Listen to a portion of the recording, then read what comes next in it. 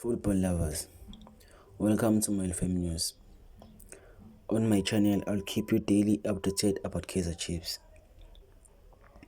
Kindly subscribe to my channel so you can be daily updated about Kaizer Chiefs.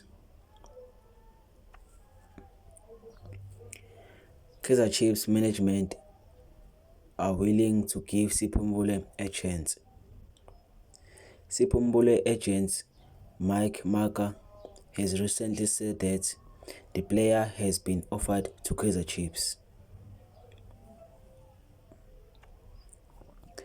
According to the 7 trusted close to the club, Kaizer Chiefs management are willing to give him a chance.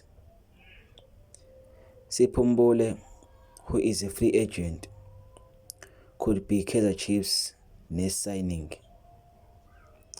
Thus, the club is willing to take a chance to sign the midfielder. For more Kaizer Chiefs updates, kindly subscribe to my channel so I can keep you daily updated about Kaizer Chiefs.